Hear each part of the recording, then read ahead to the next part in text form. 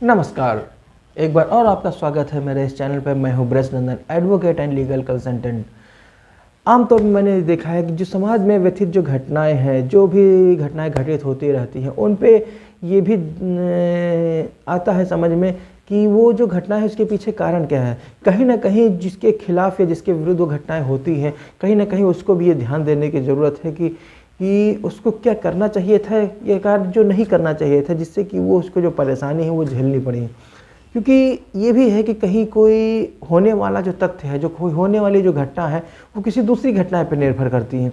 आमतौर पे for example मैं देख लेता हूँ कि अगर जो कहीं कोई आप इम्पोर्टेंट काम से कहीं जा रहे हो, तो इम्पॉर्टेंट काम पे आप करने पे आप उसमें नहीं पहुंच पाते हैं या उसमें आप नहीं जा पाते हैं। उसका कारण ये है कि आप कहीं जाम में फंस गए हो, कहीं रास्ते में फंस गए हो, आप जिस वाहन से जा रहे हो उस वाहन में कोई कमी आ गई हो। तो कहने का मतलब है कि जो दूसरी घटना घटित हुई है और जो पहली घटना घटित हुई है उसमें कोई संपर्क है। अगर जो उसमें कोई बीच में आकर जो कोई रास्ते में आपको जाम ना मिलता या कहीं आपको ट्रैफिक ना मिलता या कहीं आपको जो गाड़ी में आपके जो वाहन में जो कमी आ गई वो ना आती, तो आप समय पे पहुंच सकते हैं। तो इसी तरीके से कई लोगों ने हमसे ये प्रश्न किया, ये जानकारी जाननी चाहिए, बहुत ही उत्सुकता पूर्वक ये जानकारी जानना चाहिए कि ऐसे इस स्थिति में क्या करना चाहिए। सिचुएशन ये है, स्थिति ये है कि ये क्या चार्जशीट जो है क्या पुलिस के द्वारा कैंसिल की जा सकती है। क्योंकि उनका भी प्रश्न लाजमी था, क्योंकि वो जो मैं उनका नाम नहीं लेना चाहूँगा, नाम लेना भी उचित नहीं है, क्योंकि ये भी देखा गया है कि ये लोग सोचते हैं या उन्होंने बताया कि मैं ये सोचता हूँ कि क्या जिसने भाई देखिए कोर्ट के आदेश पे एफआईआर हुई या थाने से एफआईआर हुई, वो मैं इस पर डिस्कस नहीं करूँगा। एफआईआर दर्ज हो गई है, अब एफआईआर पुलिस ने दर्ज की है, विवेचना पुलिस करेगी, चार्जशीट पुलिस फाइल करेगी। तो अल्टीमेटली क्या पुलिस के पास एक पावर है क्या वो अपनी चार्जशीट को क्या अपने आरोप को पत्र जो अपने आरोप पत्र में जो न्यायालय के सामने जो उसने प्रस्तुत किए हैं क्या उसको वो कैंसिल कर सकती है। तो इसी पे मैंने सोचा कि वीडियो के माध्यम से ये जानकारी उनको भी दिया जाए जो लोगों ने हमसे प्रश्न किया, जो लोग हमसे उत्सुकतापूर्वक जानना चाहते हैं क्या ऐसा संभव है, और लोगों को भी ये जानकारी मिल सके कि ऐसा क्या संभव है, ऐसा क्या हो सकता है कि अगर जो पुलिस ने चार्जशीट फाइल किया है और विवेचना भी उसी ने किया है, एफआईआर भी पुलिस ने दर्ज किया है, तो क्या चार्जशीट कैंसिल करने को उसको पावर है। तो यहाँ पे ये भी प्रोविज़न है कि सुप्रीम कोर्ट के कई लॉज हैं कि जो चार्जशीट अगर जो फाइल कर दी गई है, अगर जो उसने सबमिट कर दिया है, तो सबमिट होने के उपरांत चार्जशीट करने की जो पावर है वो पुलिस के हाथ से निकल जाती है, वो उसके पास पावर नहीं रह पाती है। अब चार्जशीट अगर जो उसके पास पुलिस के पास नहीं रहेगी तो किसके पास जाएगी। तो चार्जशीट अगर जो उसने फाइल कर दी है, जाहिर सी तौर पे है कि जो पक्षपात की जो भावना जो जागृत होती रहती है वो किसी भी पक्ष में, यानी कि जिसने की जो पीड़ित है, यानी कि जिसने एफआईआर दर्ज कराई है और अभियुक्तगण जिसके विरुद्ध उसने एफआईआर दर्ज कराई है, न्यायालय का काम यह है कि दोनों की भावनाओं का वो आदर करे, दोनों के जो पक्ष में या विपक्ष में जो भी फैसला उसको फेयर एंड दूसरे शब्दों में कहें कि उसको जो पक्षपात की भावना दोनों में जागृत ना होने पाए। तो इन्हीं सब चीज़ों पर बात रखते हुए जो हमारे संविधान निर्माताओं ने ये प्रोविज़न रखा है कि जो पुलिस अगर जो चार्जशीट यानी कि आरोप पत्र अगर जो सबमिट कर देगी तो उसको कैंसिल करने का पावर पुलिस के पास नहीं रहेगा। अगर जो पुलिस के पास पावर नहीं है कैंसिल करने का, तो फिर अब चार्जशीट अगर जो फाइल कर दी गई है, भले हो गलत फाइल की गई हो, कोई भी कारण हो, अगर जो ये लगता है जाहिर सी तौर पर है जो अक्यूज्ड है, बहुत से मामले हैं कि अगर चार्जशीट फाइल हो गई है, वो घटना कारित की गई है, उसमें ये अक्यूज को लगता है कि जिस दिन वो घटना कारित की गई है उस दिन उस घटना के समय मैं वहाँ उपस्थित ही नहीं था, मैं किसी दूसरे शहर में या कहीं दूसरी किसी काम के सिलसिले में मैं कहीं बाहर गया था। तो उसके अगर जो आप बाहर गए होंगे तो जाहिर सी तौर पे उसमें आपके पास उसके साक्ष्य भी होंगे, यानी कि ट्रेन का टिकट हो या टोल टैक्स हो, आपने बाय अपने वाहन से गए हो। तो इन्हीं सब चीज़ों पे अगर जो आपको लगता है तभी आपको ये प्रतीत होता है कि चार्जशीट कैंसिल होनी चाहिए, चार्जशीट पुलिस ने गलत फाइल कर दी है। कारण कुछ भी रहा हो, हम वो कारण पे डिस्कस नहीं करेंगे, लेकिन अगर जो चार्जशीट फाइल कर दी गई है पुलिस के द्वारा, तो अब चार्जशीट फाइल करने की पावर आ जाती है कोर्ट के पास। सेक्शन 482 सीआरपीसी में ये प्रोविज़न है, the inherent power of the court. कहने का मतलब ये है कि अगर जो दूसरे शब्दों में कहें कि इनहेरेंट पावर है, कोर्ट को इनहेरेंट पावर है कि अगर जो उसको ये लगता है तो कोई भी चार्जशीट है उस पर वो आदेश पारित कर सकती है। अब लगने का कहने का सेंस ये है कि जो फैक्ट है, जो सर्कमस्टेंसेस है, वो कोर्ट को नहीं पता है, वो आपको पता है। तो अगर जो जो फैक्ट एंड सर्कमस्टेंसेस, जो परिस्थितियाँ और जो तथ्य हैं वो आपको पता है, तो सारे तथ्य कोर्ट को आपको बताने पड़ेंगे। तो वो बताने के लिए जो 482 की जो पिटीशन है वो हाई कोर्ट में मूव की जाती है, और अपने तथ्य और अपने जो भी आपके फैक्ट हैं वो उनसे आप अगर जो कोर्ट को सेटिस्फाई कर ले जाते हैं, जाहिर से तौर पे है, अगर जो आपने पिटीशन मूव किया है, आपने पिटीशन प्रस्तुत किया है, तो उस पिटीशन को प्रूफ करने का जो भार है वो आप पे निर्भर होगा। यानी कि जो प्रस्तुत करेगा जाहिर से तौर पे है जिसके खिलाफ चार्जशीट फाइल की गई होगी। तो अगर जो कोर्ट में ये लगता है तो वो उसके विवेकाधिकार पर निर्भर करता है कि चार्जशीट के बाद जो प्रोसीडिंग शुरू हुई है वो उसको इनिशिएट आगे कंटिन्यू करे या उसको वहीं से रोक दे, यानी कि वहीं से उसको स्टॉप कर दे। तो ये तो हो गई अब लॉ की बात कि ये प्रोविज़न मेंशन है और ये चीज़ें सारी मेंशन है। तो इनके बाद अब ये ऐसी चीज़ ये होनी संभव है। पहली चीज़, पुलिस ने अगर चार्जशीट फाइल कर दी है तो पुलिस के पास पावर नहीं है उसको कैंसिल कर दे। कैंसिल करने या उसको क्वैश करने की पावर आती है कोर्ट के पास, यानी कि हाई कोर्ट के पास, यानी कि डिस्ट्रिक्ट कोर्ट, लोअर कोर्ट, उसके पास भी पावर नहीं है, क्योंकि ये बहुत ही गंभीर और बड़ा मामला है। अब 482 में अपने पिटीशन मूव कैसे करेंगे, मैंने कानून तो बता दिया, अब इसका प्रोसेस क्या होगा, प्रोविज़न कैसे मेंशन करेंगे। तो सबसे पहले ये जो आम आदमी है, जो एक लेमैन है, उसके खुद के ये अपने आप को नहीं कर सकता, वो उसके बस के बाहर है।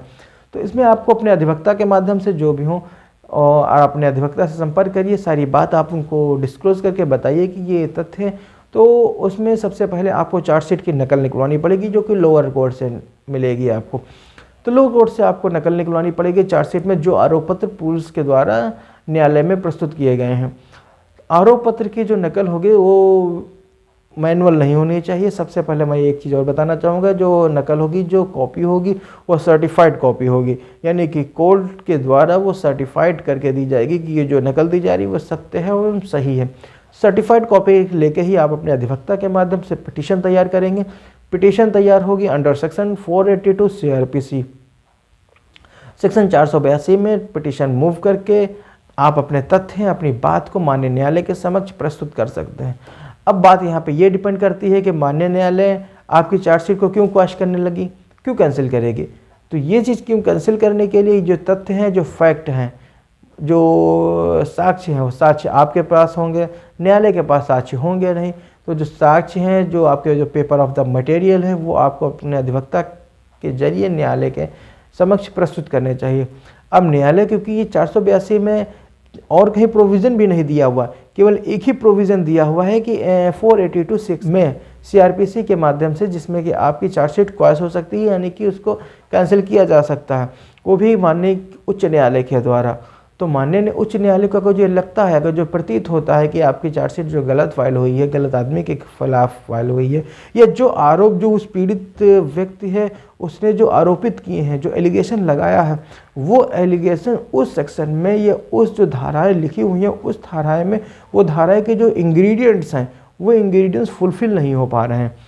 तो अगर जो इंग्रेडिएंट्स किसी भी धारा के अगर जो फुलफ़िल नहीं हो पा रहे हैं तो उस स्थिति में चार्जशीट क्वैश की जा सकती है। वो भी माननीय न्यायालय के विवेकाधिकार पर निर्भर है कि वो उस चार्जशीट को क्वैश करे यानी कैंसिल करे या ना करे। लेकिन कोर्ट की जो है न्याय व्यवस्था, न्याय प्रणाली है, वो न्याय देने के लिए उसको अंगीकृत किया गया है। तो न्याय देने के लिए अगर जो कोई संस्था बनी हुई है, तो अगर जो उसको लगता है, अगर जो वो संतुष्ट होती है कि आपके खिलाफ गलत आरोप लगाए गए हैं, तो वो उसमें न्याय का काम करती है, यानी कि आपकी चार्जशीट क्वैश कर देती है। मोस्ट इम्पॉर्टेंट थिंग, सबसे ज़रूरी बात यह है कि ये तो हो गई, लेकिन अब एक लेमैन को तो ये भी बताना पड़ेगा कि आखिर चार्जशीट होती क्या है। चार्जशीट तो आपने प्रेस कर दी, जो कि ये एक मुख्य बिंदु था जिसको हमें पहले डिस्कस कर लेना चाहिए था, लेकिन त्रुटिवश हुआ रह गया। तो चार्जशीट भी जान लेना जरूरी है कि चार्जशीट होती क्या है। चार्जशीट वो रिपोर्ट होती है, वो एक क्लोजर रिपोर्ट होती है जो माननीय न्यायालय द्वारा मांगी जाती है। अगर जो न्यायालय के आदेश से अगर जो FIR दर्ज हुई है, यानी कि प्रथम सूचना रिपोर्ट दर्ज हुई है, तो दर्ज होने के उपरांत जो विवेचना अधिकारी है उसने अपने साक्ष्य में संकलित किया है कि जो घटना कारित की गई है वो किस समय कारित की गई है, यानी कि जो समय लिखा गया FIR में सही था या नहीं था, यानी कि जो एलिगेशन, जो धाराएं बनी हैं वो सही तरीके से लागू हो रही कि नहीं लागू हो रही।